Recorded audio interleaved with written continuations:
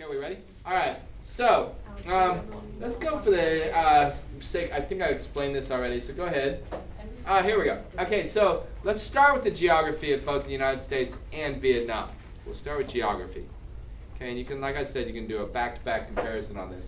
The main axis of movement for both these countries is north to south axis.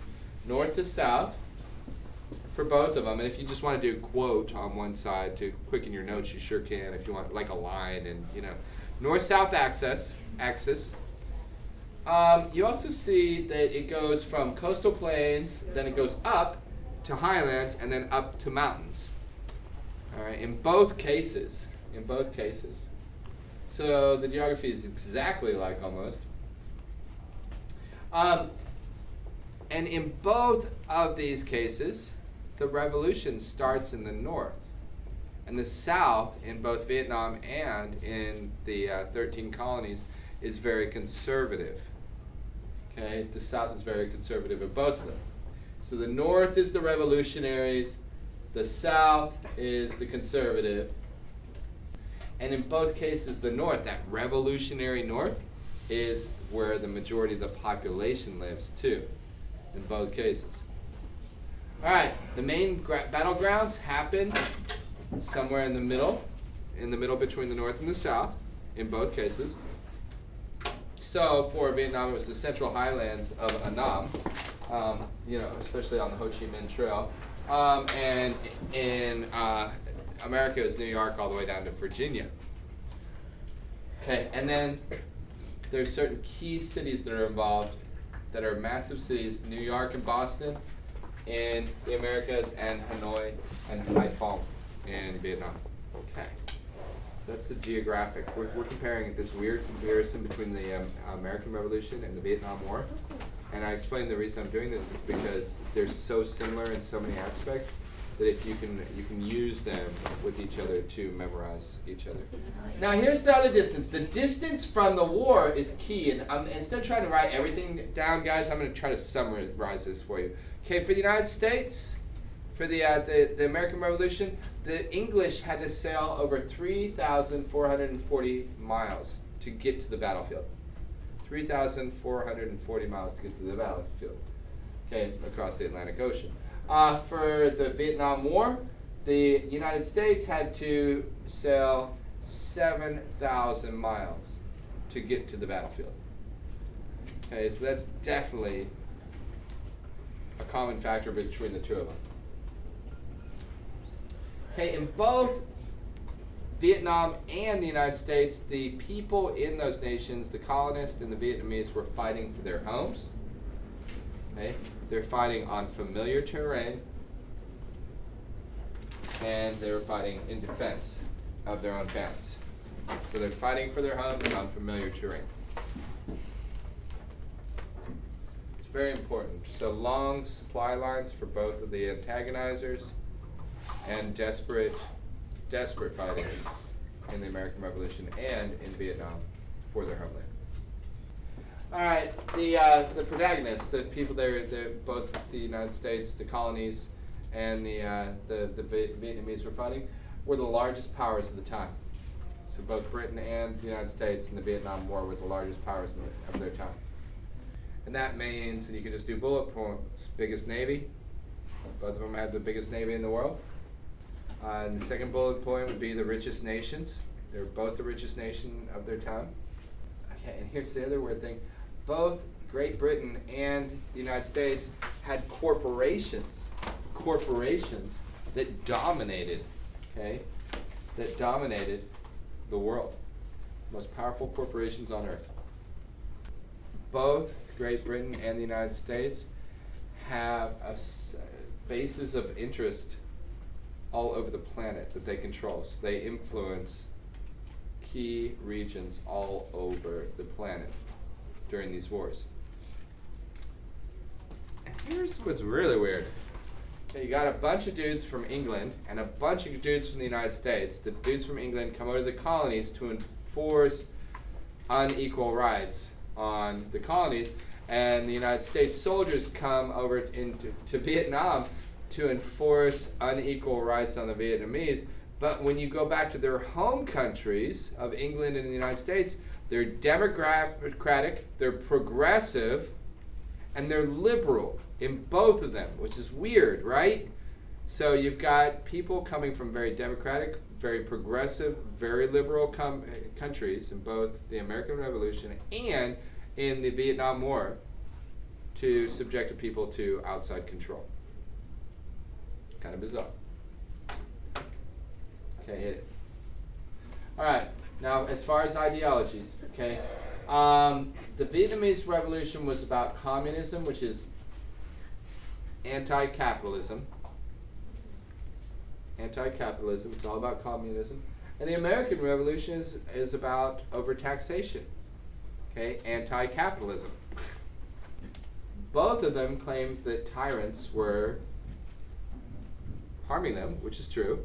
So both of the wars were against tyranny. Both of them wanted self-determination. Now here's one major difference, and if they do a compare and contrast or something like this, the difference is the Americans were asking for a democratic republic, and the Vietnamese were asking for communism. Okay, the crazy thing is the American rebels, okay, the American rebels were quoting John Locke and the Enlightenment. You know, John Locke, you know, you have the right to the pursuit of life, liberty, and property. You know, Rousseau, the government is a social contract between the people and the government, right, and the governors. And then the Vietnamese, this is where it gets a little crazy. The Vietnamese were quoting the Americans. They were quoting Thomas Jefferson and the U.S. Constitution, the American Declaration of Independence. So the Vietnamese were literally looking to America for inspiration while they were fighting whom? The Americans. Okay, it's this real irony about the Vietnam War. All right. Now, similarities between the United States and Great Britain. Great Britain was mercantile, which means it was pro-business. Mercantilism is all about supporting business. Pro-business.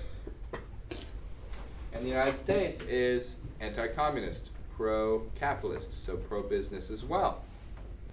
Great Britain is an oligarchy, which means power by a few powerful individuals. The United States is a multi-party oligarchy, power of a few very powerful political parties run by very powerful individuals. It's always been that way. Okay? So oligarchies. Go ahead and hit it. All right. Prior to the war, okay, and this is so weird. The both England and both the colonies and Vietnam had problems with France. Okay, had problems with France. Britain fought France, and this is where it happens. Britain fought France in 1756 during the 7 Years' War, and the Vietnamese, okay, fought the French, okay, in their attempt to decolonize Vietnam. 1954, Indo-Chinese Wars. So the Vietnamese were trying to force out French, the colonial power over them. Yeah, they wanted self-determination just like the colonists did. Okay. I have to get this deep with it. Let's go again.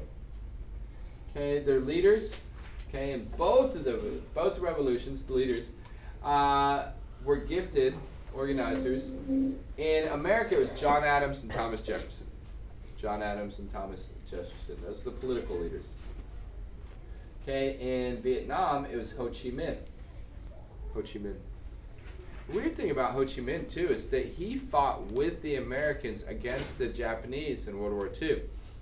Like, he was very successful at pushing the Japanese out of Vietnam and not letting them use Vietnam as supply lines.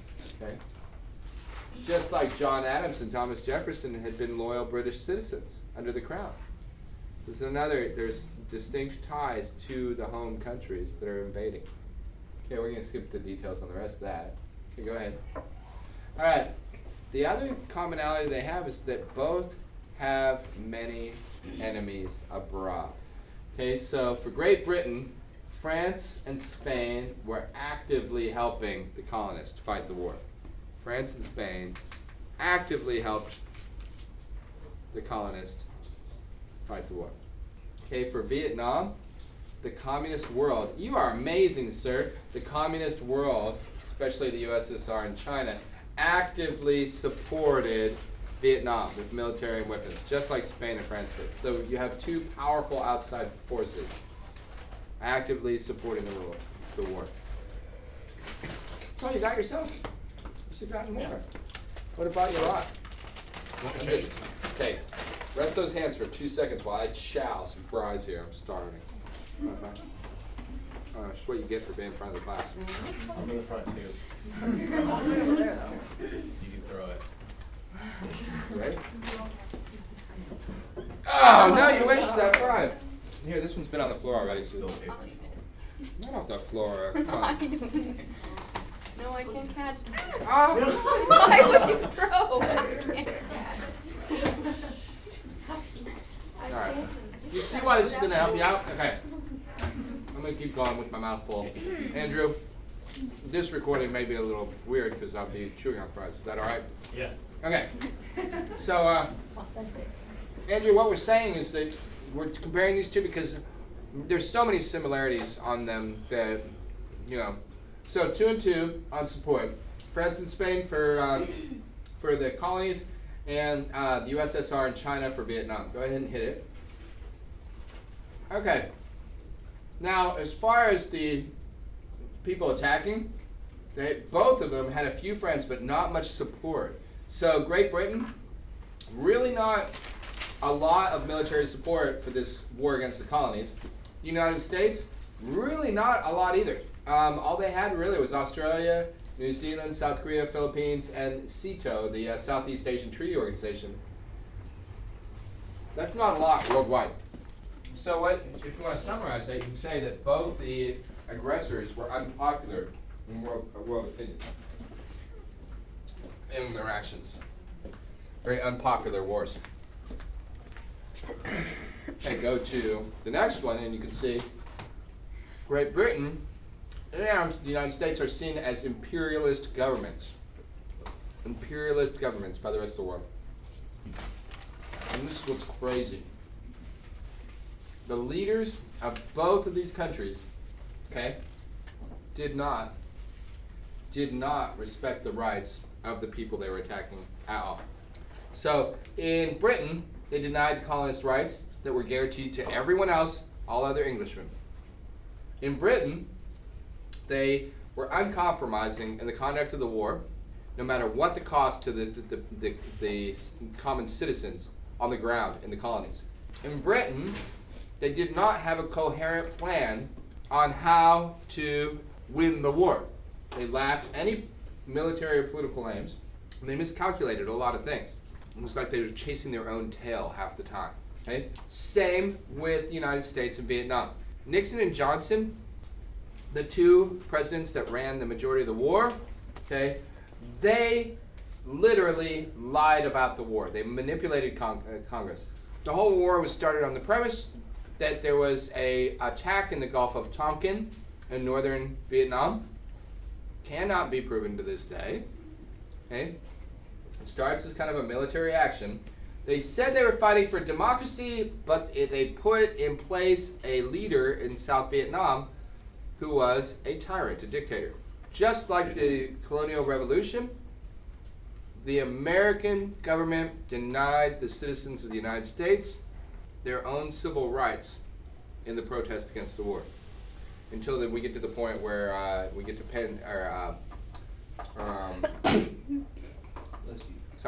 we get to the point where thousands of Americans are being arrested for protesting against the government's actions.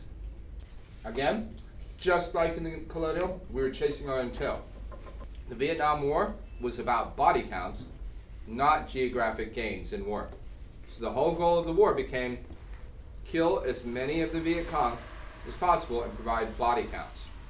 You need to know, so they were chasing their own tail too. Insertion, pull them out, different areas of Vietnam, no real formulated plan. And tons of miscalculations that cost a lot of lives. Again, you go ahead and hit it. Okay, in both Vietnam and the American colonies, once the war is over, okay, in the American colonies, the Congress had limited influence over the states. The individual states had their own powers. In the colonies, only the landowners, the wealthy, could vote. That leaves out women, 50% of the population, slaves, Indians, and the poor. In the American Revolutionists, the Loyalists, of which my family was one of them, and we were deported, were treated very harshly. Okay, the people that supported the king in the war, after the war, were treated extremely harshly, to the point where thousands were deported from the colonies to Canada. Because who owned Canada? England. All right, in Vietnam, you have the North Vietnamese government and you have the South Vietnamese government. In the North, in the South, you had mainly military generals, troops, that were in charge of the government during the war. In the North, you had a very elitist organization, a very small group of powerful individuals running the communist system. Just like in America, in South Vietnam, it was the landowning class that ran politics. Now, during the war, basic human rights were denied. And anyone who was an opponent to the revolution in Vietnam was treated harshly, just like anyone that was pro-American, just like any colonist that was pro-king, was treated very harshly, before and after the war. Hey, hit it. Hey. During the American Revolution, the southern states were not revolutionary. We talked about this earlier. They were mostly neutral. The Indians, guess who they fought against? They fought against the the American colonists. Because what did the British promise them? Their lands back. They were lying. But if you were an Indian and you were watching you lose all of your lands to a bunch of settlers, you won them back. In Vietnam, the southern population was not all Vietnamese. Okay, a lot of different cultures in the South. What's the more conservative, the South or the North? The South. Okay, the South had been independent from the North for a very long time. Mainly Hindu, Catholic, and Buddhist. Now the North tended to be a lot more Chinese and a lot more Confucianist. So the North leaned towards Chinese influence. The South was independent, just like in the American Revolution. The North leads towards revolutionary fervor. The North of the colonies leads towards industrial base, whereas the South is a farming, slaving, agricultural base. Now, in Vietnam, there's the exception, okay, that you have the hill tribes that fight everybody. They hate everybody because they're like not even related in the war. That's who the American Rangers use a lot on the Ho Chi Minh Trail. Go ahead and hit it. Okay. I don't think we'll do that one. Skip it for time's sake because we're running out of time. Combat. Both the United States in the United States War, the English and United States were using professionally trained elitist troops, very, very highly skilled troops. Both the King of England and the United States of America were using very, very highly trained troops against mostly unprofessional volunteer armies. Now, in both the United States and the colonies and in Vietnam, okay, they used guerrilla warfare. Okay, that's hit and run warfare. And this is what's amazing. In both the colonies and in Vietnam, the people, the revolutionaries, used very, very, very good restraint against the opposite side when they were captured, prisoners, with a few exceptions. Go ahead and hit it. Okay. In both of them, the struggle was long, struggle was prolonged. So both the Vietnam War and the American Revolution Okay? In the American Revolution, 1 out of every 3 colonists immigrated out of the 13 colonies. In the Vietnam War, 1 million Vietnamese were killed, and millions more were dislocated. So what we see in both cases is massive dislocation, massive immigration out of the war zones. Okay, go ahead.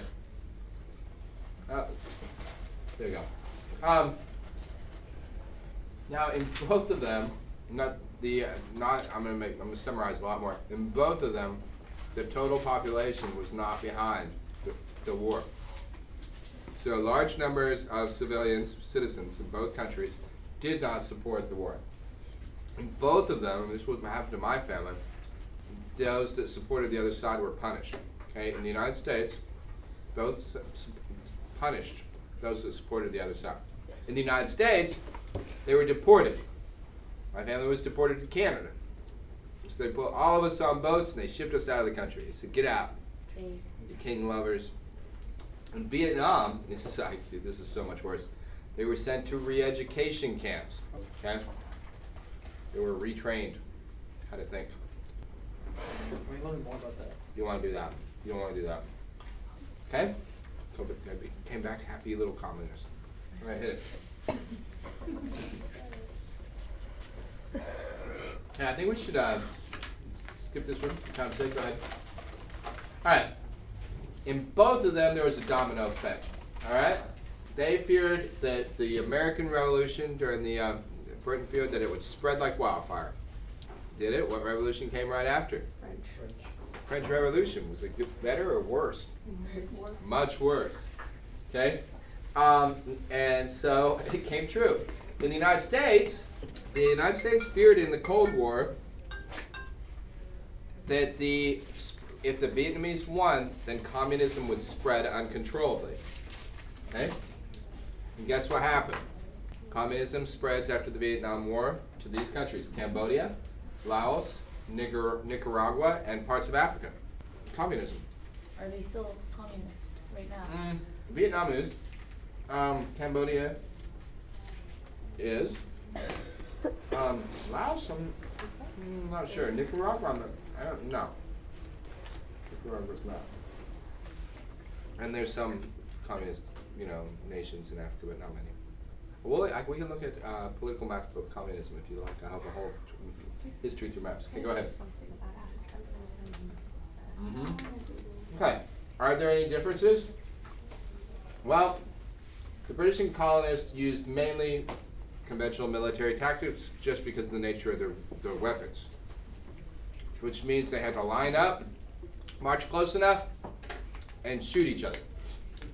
Okay, but as I said, they used guerrilla tactics in certain situations, especially at the beginning of the war, which means running and fighting behind walls, harassing troops all the way down the roads back to Boston at the beginning of the American Revolution. Okay, when the Revolution first starts, they use Indians when they can, and so do the British. All right, so the American communists were not Viet Cong. They didn't have to struggle as long and as hard to win. That's a major difference you need to remember. The South openly didn't want to be communist in Vietnam, and they didn't fight the guerrilla war. In fact, they really used these tactics at all, the Americans. Okay, despite the protests, the colonists were not treated like Irish, so they were not in prison, they weren't executed. The British had gone into Ireland and created havoc. When the Irish did their revolution, the English came in with no mercy. In the colonies, the majority of the American colonists were left alone. Not a lot of bayonets being pointed at people's bellies. Okay, the British public was horrified when the Boston Massacre happened. It was pretty much an accidental massacre too. Wasn't planned out at all. Now, the problem, so the British soldiers knew the American colonists, they understood them, they were from very much similar cultures, okay, and so there was some mutual respect. The Americans in Vietnam couldn't tell the difference between a South Vietnamese person and a North Vietnamese person. Can that be a problem in a war? Yeah. So they looked at every military solution as being applied to the whole population of Vietnam. And they allowed the South Vietnamese Army, the Republic of Vietnam, to use terror on its own citizens while the U.S. Army watched. This all went on until the My Lai massacre. Okay, and then it exploded.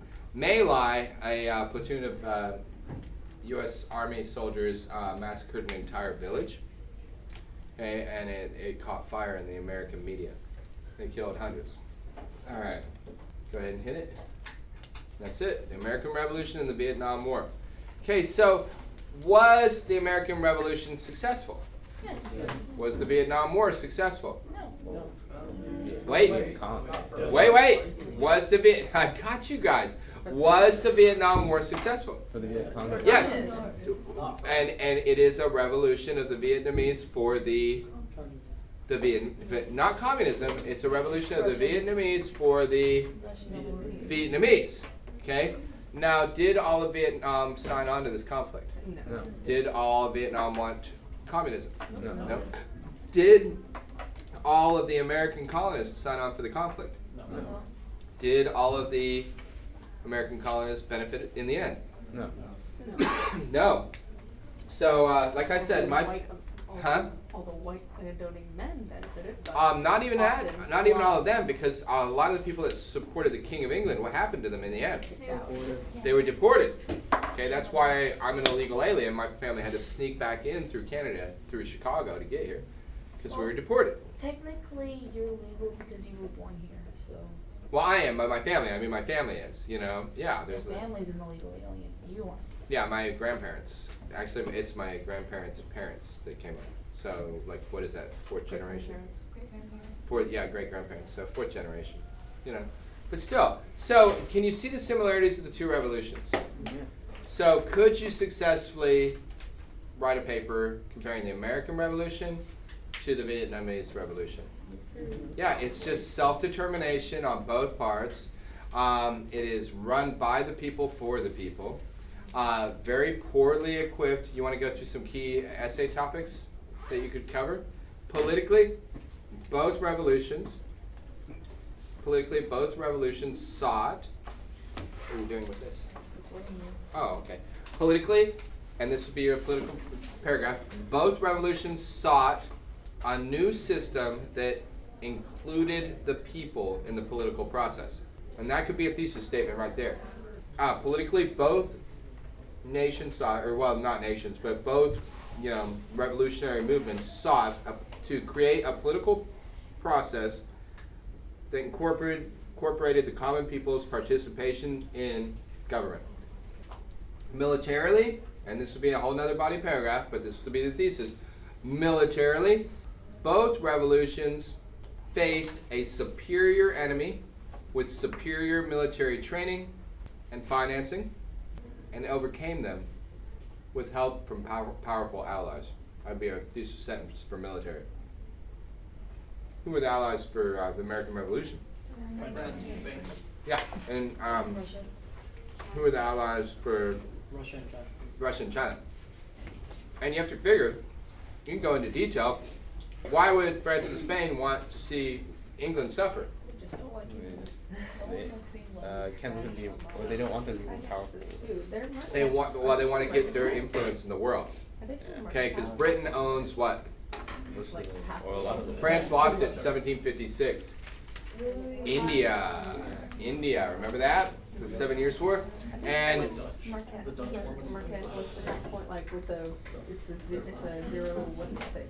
well, at home, mercantilism uses the colonies to feed the financial beast at home. Yeah, but like are all our friends in Spain, like, if Britain loses, we win. Definitely. Yeah, France and Spain were like, if Britain loses, we win. Now, on that paragraph, the two supporters of communism, who do they hate? Russia and China. America. Why? Capitalism. Cold War is a result of that hate. What do they want? They want democracy and anti-communism, capitalism. China and Russia want what? Anti-capitalism. They want to destroy systems that are built on the exploitation of the citizens of the countries, in their words. And the United States wants to destroy Russia and China. Why? What is the United States agenda? What do we want to promote? Capitalism, free markets, profit, wealth. Okay, we believe that economic systems should be built on free markets. So in both cases, you've got ideologies. Ideology.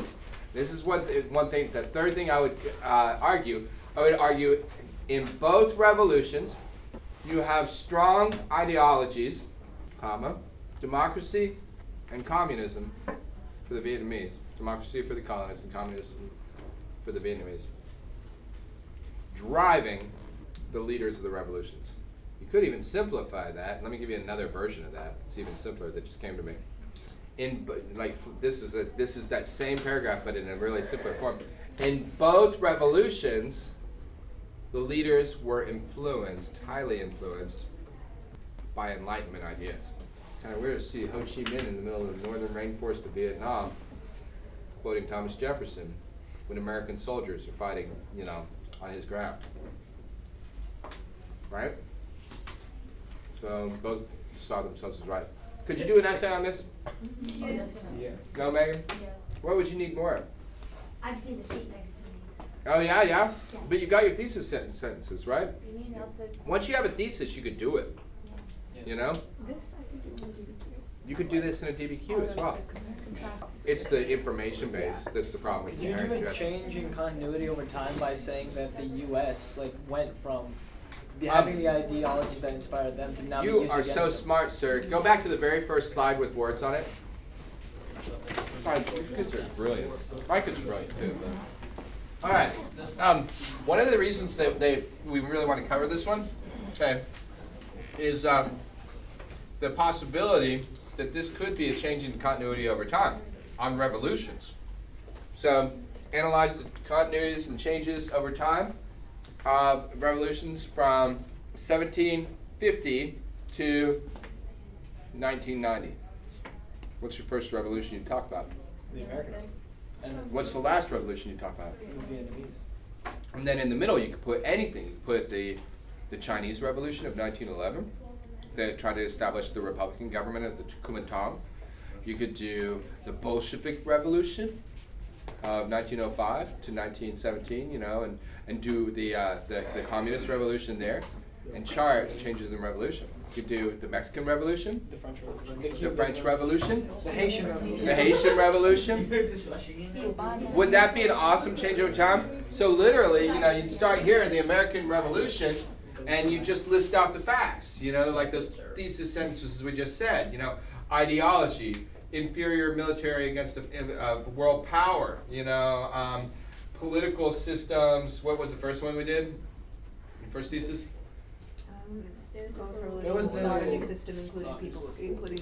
Oh yeah, seeking a political system that enfranchises the people. Then you go to the middle and you say the Mexican Revolution.